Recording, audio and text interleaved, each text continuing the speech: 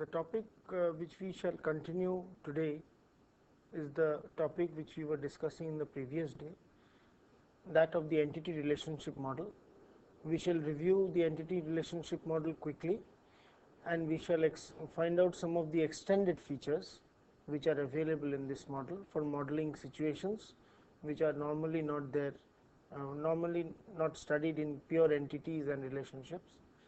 And then we will relate it to the relational model which we saw earlier as being expressed as the information being expressed in a set of tables or relations.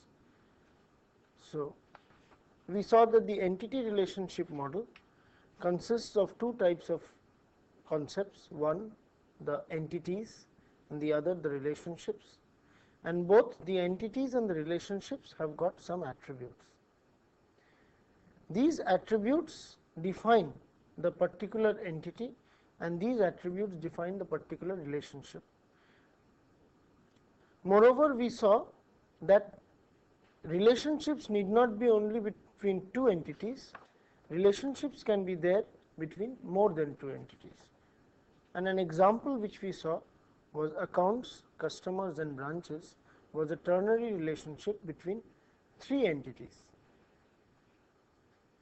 Relationships can also occur between entities of the same type, that is, there may be a relationship with the same entity. An example which we saw was the manager-worker relationship, where the same entity was involved in a relationship with itself. There we express the role separately for each of these linkages. We discussed in details the difference between modeling an entity with a set of attributes and when we shall break up an entity into a relationship, the reasons for doing so and why, and what is the actual difference between one entity and a set of attributes being replaced by two entities and a relationship. We saw the phones example and we saw several other examples. Next, we saw the mapping constraints, in which we discussed that we can express the constraints in the relationships, whether it is a one-one, one-many, many-many, or a many-one relationship, and that we were doing by marking the arrows in a particular direction. For example, if we mark this arrow, we said that this staff can participate in a one-many or a one-one relationship with phones. If this arrow is there, then phones can participate in a one-many or a one-one relationship with staff. Both the arrows signify that this is a one-one relationship with itself. Other than this mapping constraint, we saw the issue of surjection, where we discussed existence dependencies, and we said that a dependency is said to be existence, a relationship with an entity is said to be existent dependent on another entity, provided that it is surjective, in the sense that each and every element of this entity set must have a mapping with an element in this entity set. For example, if we mark this arrow along with this entity, which we call a weak entity, and this one we call a strong entity, then together we have this is a one-to-many or a one-to-one relationship, and this is a many-many or a many-one relationship. Together it signifies that a customer can have more than one account, and every account must belong to exactly one customer. And this signifies that account is existence dependent on customer. Therefore, whatever is the account, that must correspond to a particular customer. There cannot be any account without any customer. However, there can be a customer who does not have any account.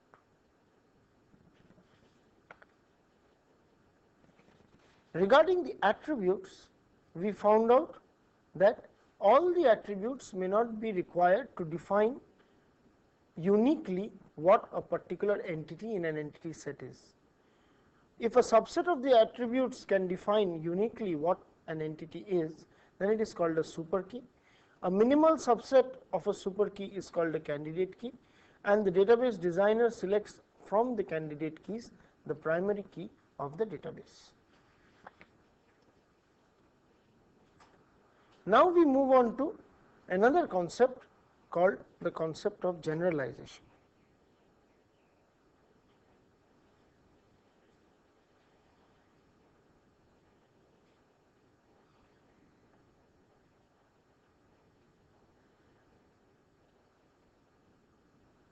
Consider a ticket.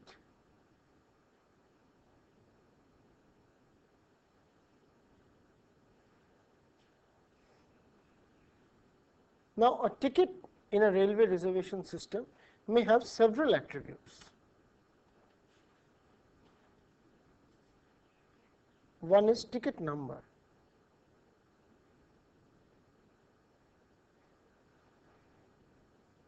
Another is start, destination.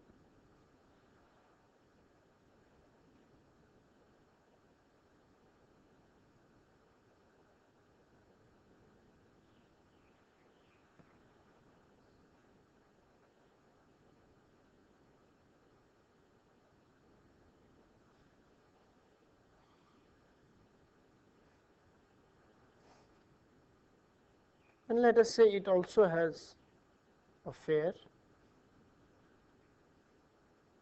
and it also there is a distance.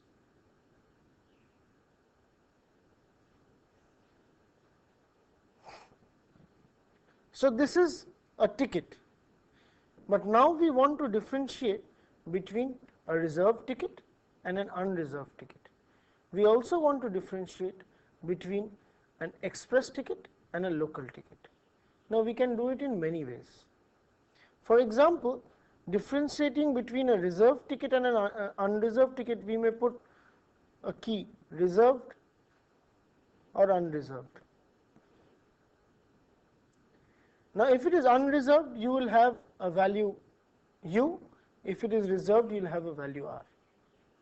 But this does not suffice, because a reserved ticket will have the reservation, which train it is reserved, what is the seat number allocated to it, what is the fare extra reservation charge which is charged for it, which an ordinary ticket will not have.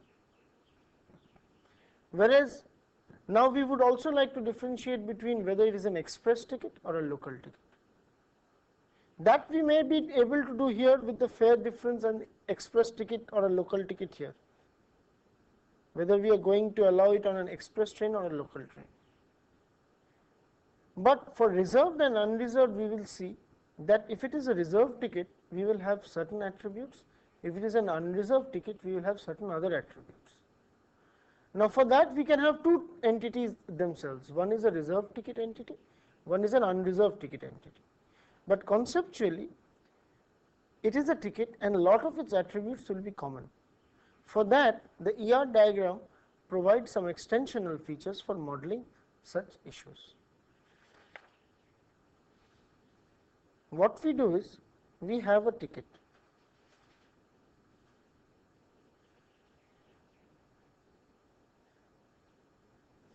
And we have what is called an is a relationship. A typical is a relationship is indicated by this link.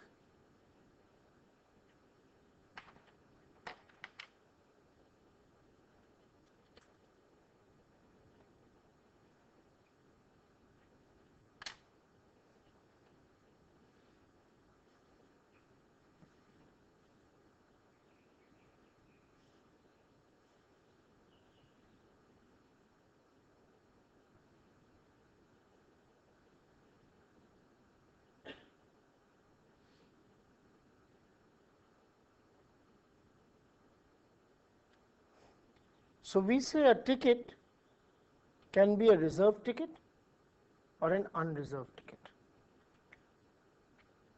Now this is the common ticket, and it can have two types of special cases.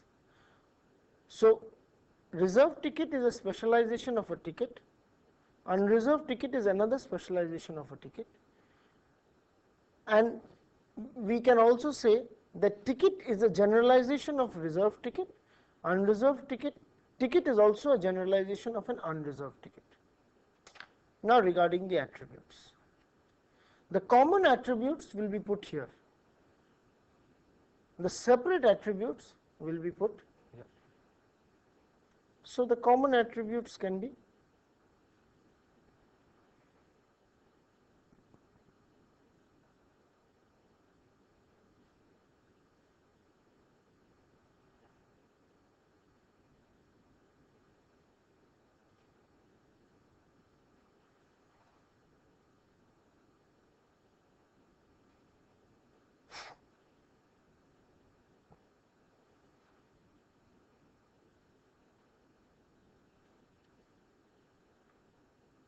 and the distinct other attributes which will be here is seat number, train number,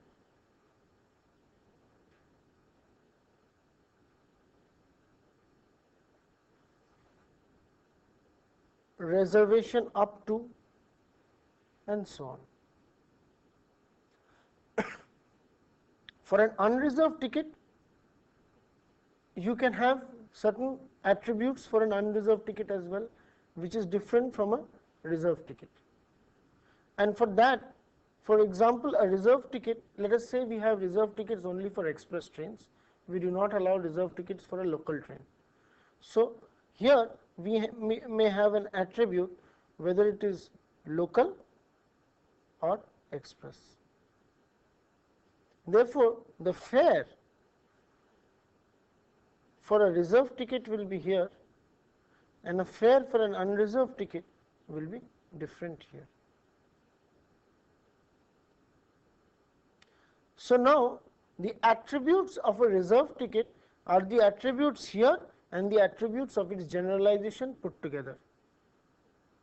The attributes of an unreserved ticket are the attributes of itself and the attributes of its generalization. This is how we model generalizations, concepts which have got subparts or sub-concepts, and this set of attributes is said to be inherited by its special case. These attributes are inherited by its special case.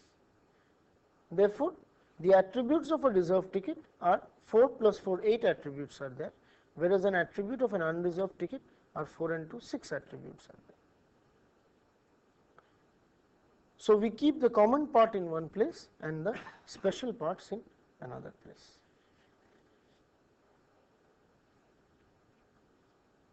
We come to the next issue, and that is called one of aggregation.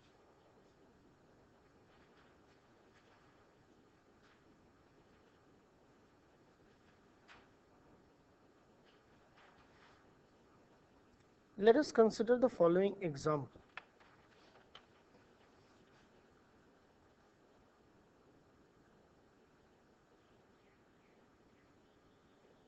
We have a set of teachers which forms one entity set. We have a set of subjects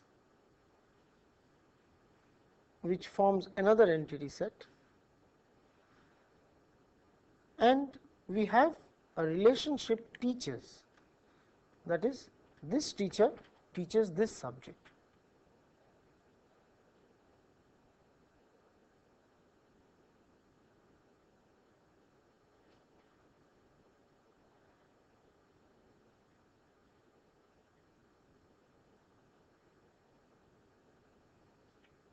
And let us put in some attributes for these teachers and their subjects.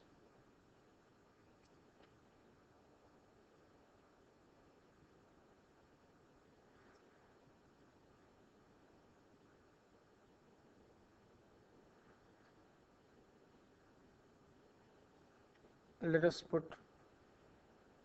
some attributes for a subject. It is a subject code. a title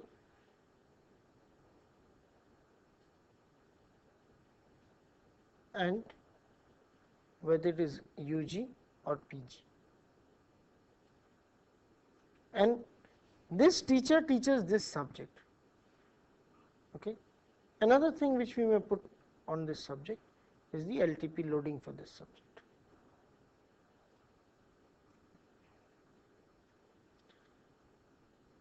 Now we want to model the following problem. We want to model the set of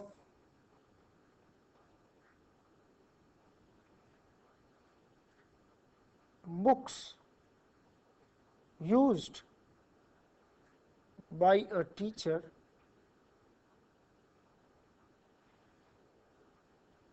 to teach a subject.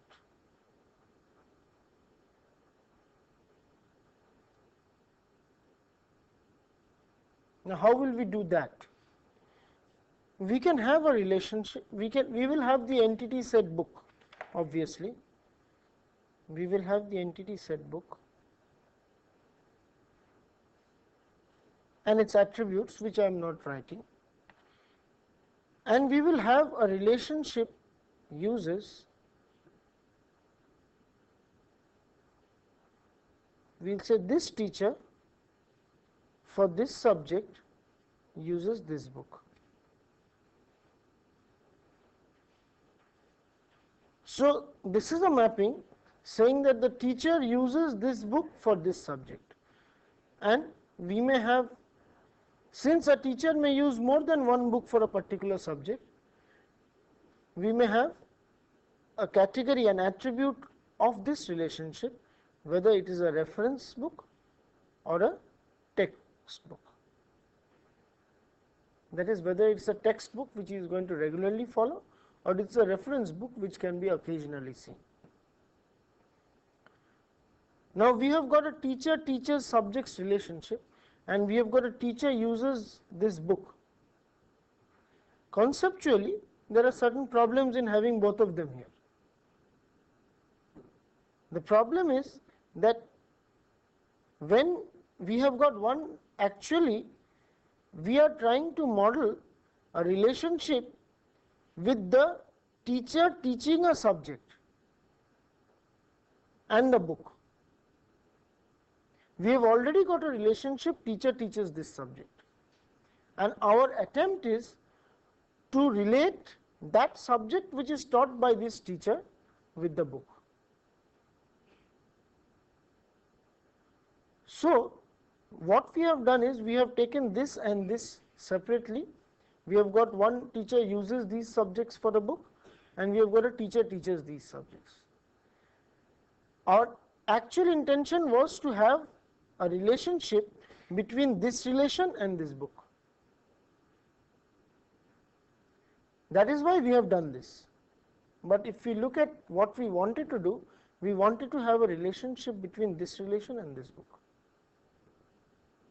Now we normally do not allow relationships between relations and entities, or relations and relations. Therefore we are forced to do this.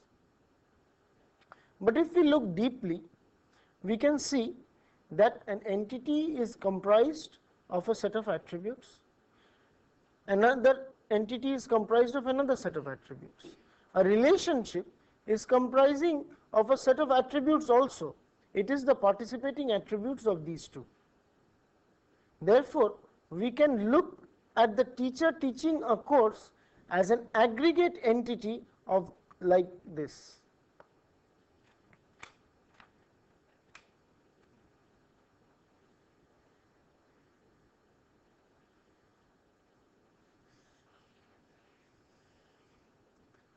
This is a bigger entity consisting of teachers teaching this course.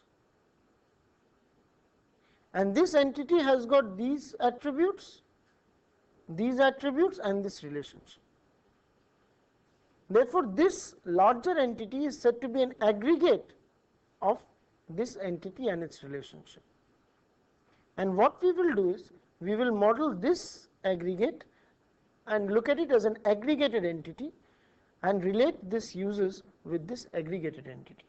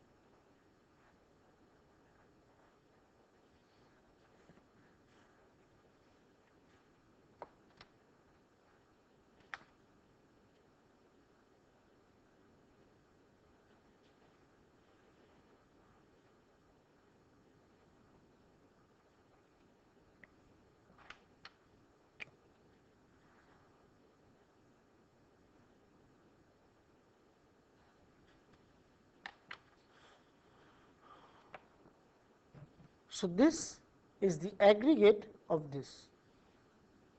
It consists of, from the outside, it will look like an one entity which is the teaches these subjects. This relationship forms an aggregate of this entity. These three together form one aggregate, which consists of these attributes and this relationship. So you can look at it as an aggregated entity, and we can say that for this part, we want, for each of these courses, we want to find out those teachers who uses this book. Because otherwise, here in this particular situation, this teacher uses this book. We can have a relation that a teacher uses a particular book for a particular subject, and yet we may not have that relation teacher teaches this subject. If we allow what we did normally, like this, then what we can have is that a teacher teaches a particular subject, and we can have a teacher who does not teach this subject, that is, a teacher X and a subject Y are not related by this teacher's relationship, but we can have teacher uses for that same subject a particular book. Now this is not what we wanted to model. This is not what we wanted to model. What we wanted to model was, if the teacher teaches this book, what he uses? What is the, if the teacher teaches this subject, what is the book that the teacher uses? And that is not modeled accurately by this scheme. It is modeled better using this aggregated scheme. Another way to look at aggregation is the concept of structures. You know, structures and nested structures in any data structuring problem. You have a structure, and inside that structure you can have other structures. You can have many other internal nested structures. So aggregation is just like a nested structure. You combine a portion of the ER diagram and look at it as one whole entity. So now here, it is only those teachers who teach these subjects, only they, whether they use this book or not, is mapped here.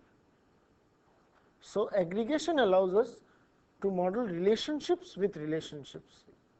Is it possible to represent the type of relation like on one? A type of relationship will always be modeled. See, if I write this, then what does it mean? Now, if I want to put mapping constraints, the question asked was whether we can model the type of relationship or the mapping constraints. So if I put this link, then it means that this participates in a one many or a one one with this. So a particular teacher can use a book if we write it like this, and this book cannot be used by another teacher who is teaching this subject, who is teaching another subject. It is actually a mapping with this relation back here. You look at it as one whole entity. You can put all the mapping constraints, the weak entities, strong entities, everything comes here. What will be the attributes of aggregate? The attributes of the aggregate in this particular case will be the attributes of teacher, the attributes of subjects and teachers. All the attributes together will form the attributes of this aggregate. What happens to the teachers who are not teaching any subject? The teachers who are not teaching any subject, they are modeled as in the teacher's set. Subjects which are not taught by any teacher or not being offered in this particular situation, they are modeled here. And only those who are teaching this subject are modeled here. Therefore, this aggregation is the teacher, subject and the teachers. Only those will be modeled in this aggregation, not the teachers individually. If I want to find out whether the teacher has studied this book, independent of whether the teacher teaches this book, or if I want to model if the teacher has a copy of this book, then I will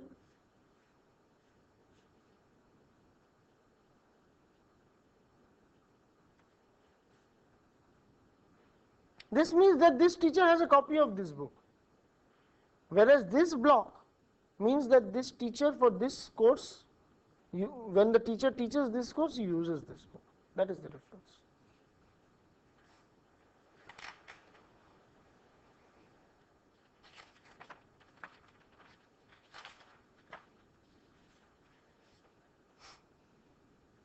Now we come to the how we will look at it from the relational model point of view.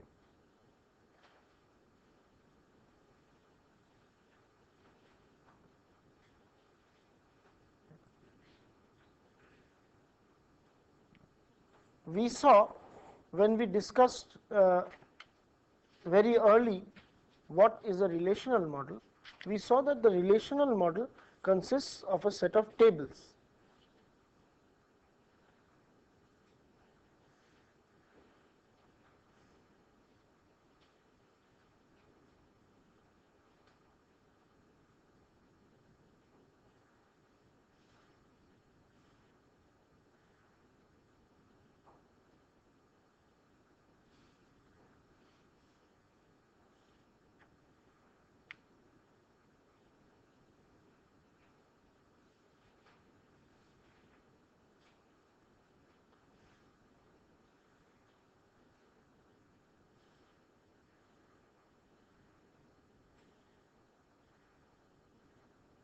In these tables have got several columns corresponding to the attributes. For book we will have columns corresponding to the attributes of the book. User will have columns corresponding to attributes of user, and borrowed by will have columns corresponding to the attributes of the book user relationship modeled by the borrowed by relationship.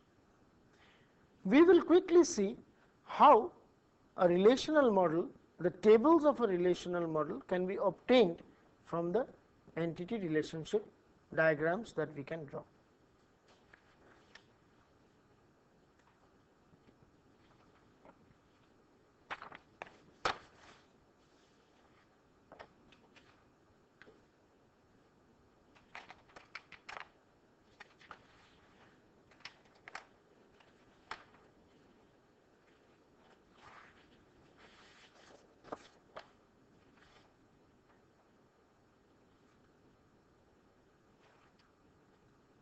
Now let us go through them one by one.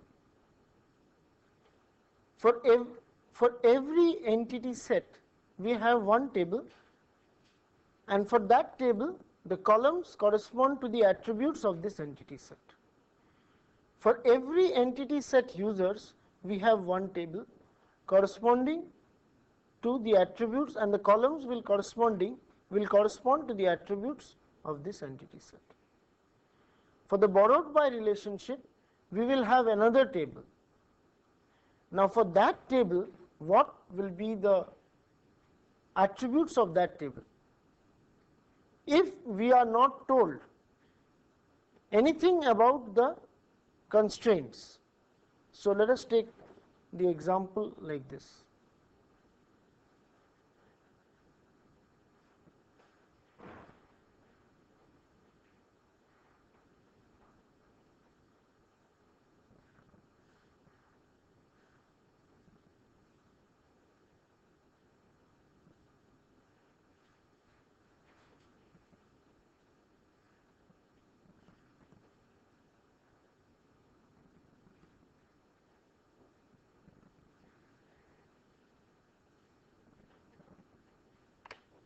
So we have got the book entity, the user's entity, and the borrowed by relationship. We have got a table for book with its attributes, we have got a table for users with its attributes. Now we want a table for the borrowed by relationship. Now what will be the attributes? One of the attributes will definitely be the attribute of this relationship, the date of issue. And we said earlier that all the attributes of this and all the attributes of this will be there. That is the worst case scenario. But we can use the primary keys to reduce the size of this table for a relationship. For example, in a book, we had the primary key accession number. In users, we had the primary key card number. So now in the borrowed by relationship, we can map, if we have the accession number of any book, we know the book uniquely. If we have the card number of any user, we know all the attributes of the user by looking up the user table. So we need not keep in the borrowed by table, we need not keep all the attributes. We can keep only the prime attribute here and the prime attribute here.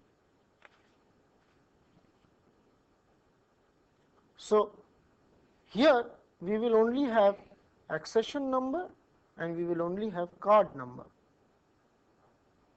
and the rest is not required.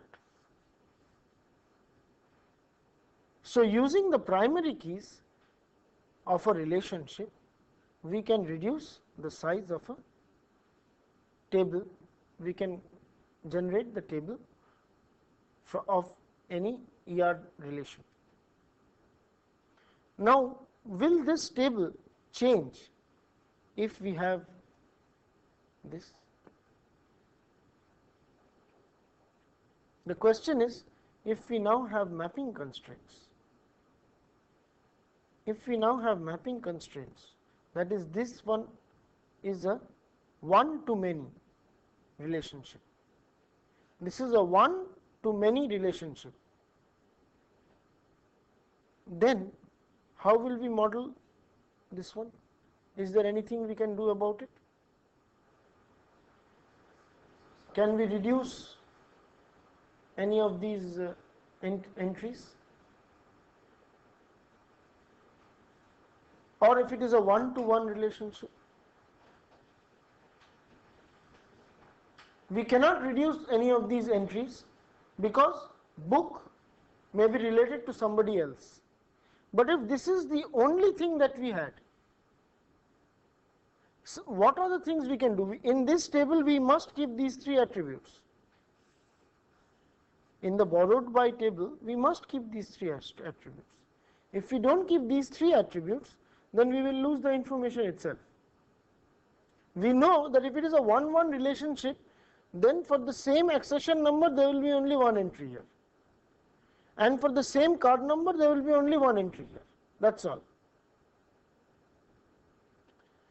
Some people may be interested in trying to say that if it is a 1-1 relationship, then why shouldn't we club all three together and have only one table? That is, we don't have a separate table for book, we don't have a separate table for users, we don't have a separate table for borrowed by. We have only one table because for every book there must be a user. That is not true. Some books may have no users. That is why we cannot club them up together and put them into one table. But we can use this idea in another situation.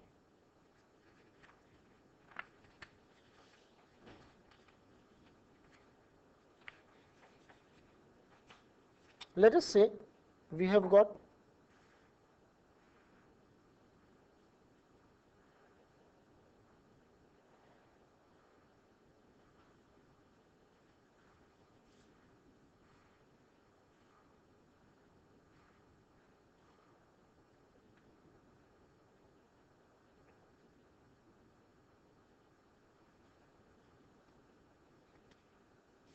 say we have got this ER diagram.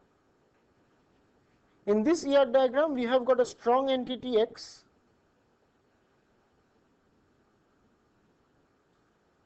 and a weak entity Y.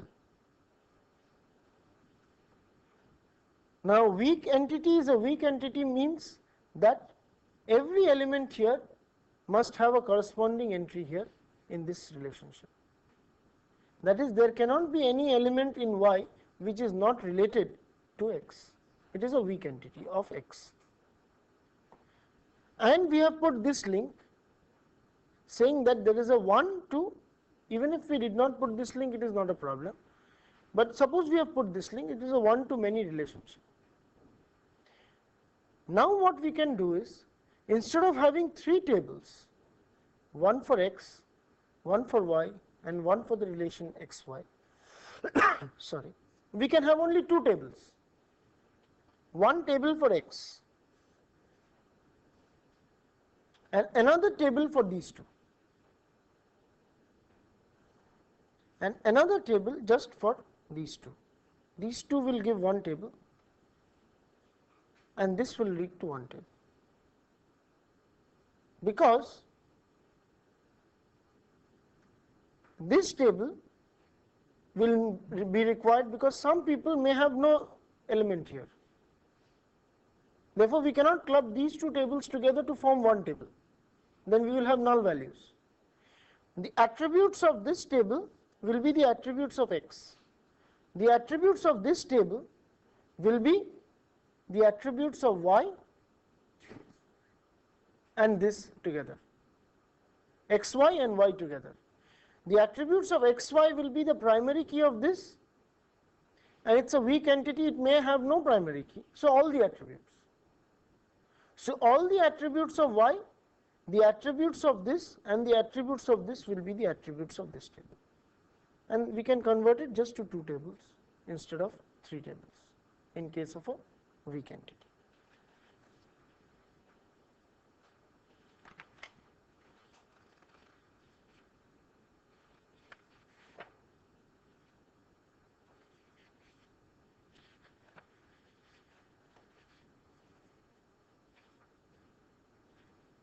Now let us come to aggregation. Let us come to generalization. It's easier to tackle that first.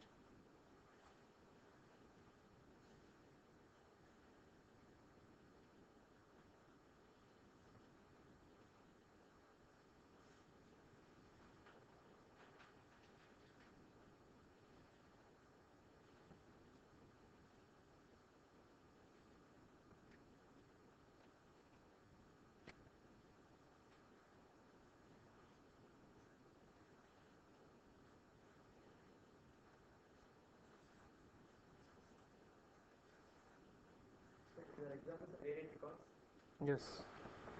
There are 2 ways in which we can implement this. One is the use of variant records.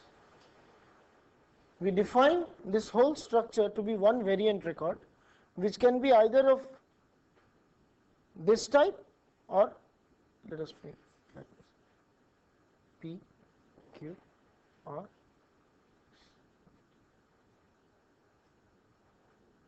we can implement it by one variant record. So variant record structure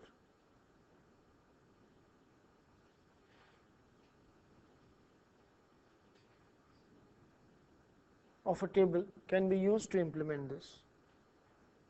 Where in a variant record structure, we will have one structure containing these, and the rest of it may contain these 3 or these 2. This is the variant record structure which you have. The other alternative is 2 table structure,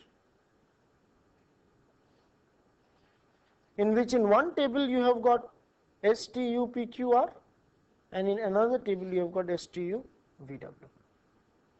So we can represent it hierarchically by the variant record structure, or we can represent it as a flat table by a 2 table structure.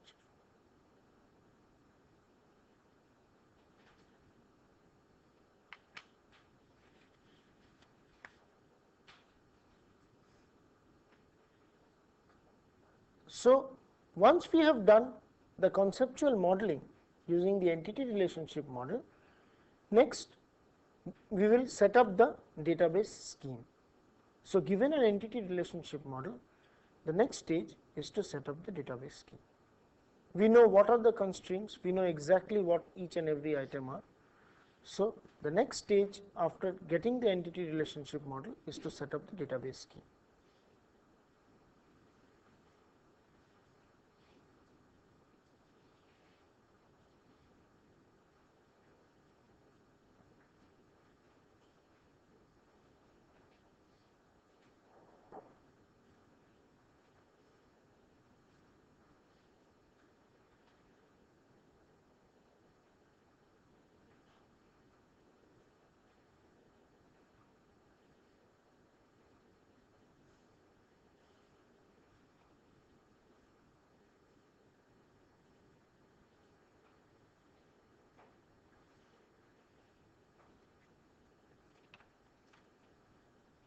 So suppose we have got book, user, supplier and two relations, supplied by and borrowed by, and each of them will have some attributes, accession number, title, year of publication, supplier will supply date of supply and the price. A supplier will have S name and address. Borrowed by will have date of issue, will have card number, name, address. Let us make a simple example. For this now we will have 5 tables, and we will put in some constraints. One of the simplest constraints that we will put in is one book can be borrowed by only one user. So this constraint will be there. That is, one book, a user can borrow more than one book, but that book can be borrowed by one user only. You cannot have a shared issue. So now we will have 5 relation schemes corresponding to the 5 tables. So when we set up the database scheme for this example, we will have 5 relation schemes.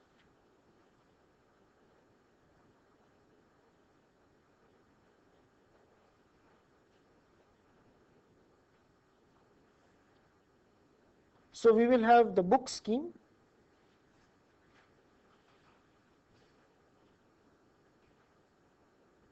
which will have the attributes accession number, year, title. We will have the user scheme,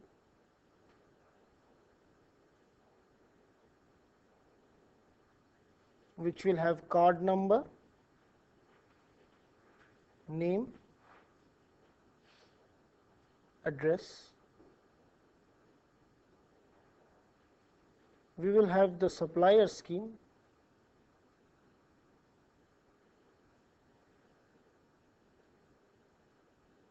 which will have S name and S address. We will have separate names for all these attributes. If we will not have the same name, see, this is a name, this is a name, but we will have 2 different identifiers for these 2 names because they are 2 different names, and we will give the type of each of these also. That I have not mentioned here. So for the 3 entities, we will have 3 schemes, and if this is the primary key here and this is the primary key here, then for the borrowed by relationship, we will have one scheme called the borrowed by scheme,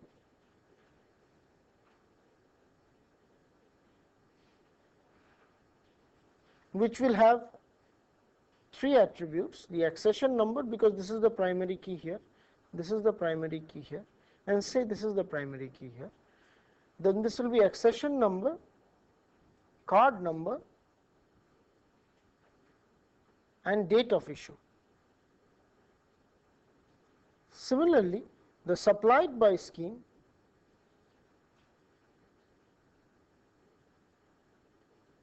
will be between the book and the supplier. So it will have accession number, price, date of supply and supplier name.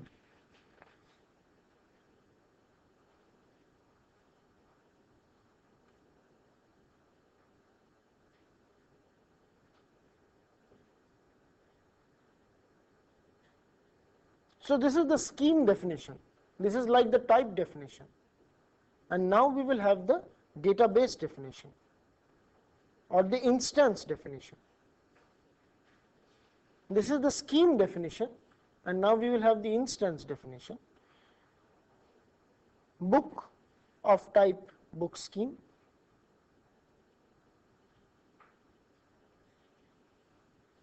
user of type user scheme,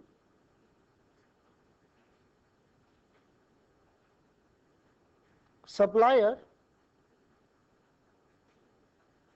of type supplier scheme,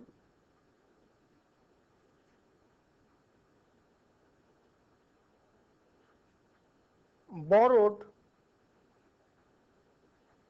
of type borrowed by scheme, and supplied of type supplied by scheme.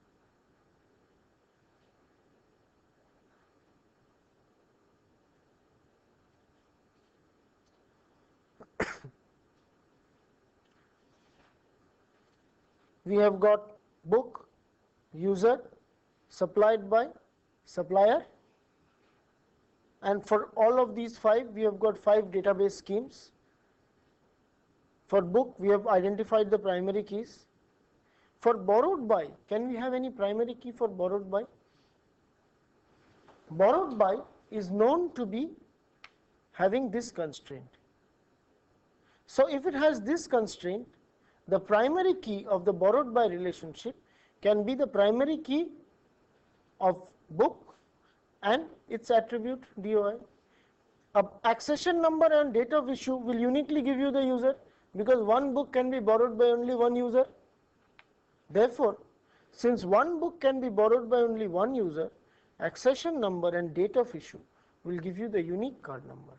There cannot be in the borrowed by scheme or in the borrowed relation, any instance of the borrowed relation, there cannot be two books which have the same accession number and the same date of issue and different card numbers.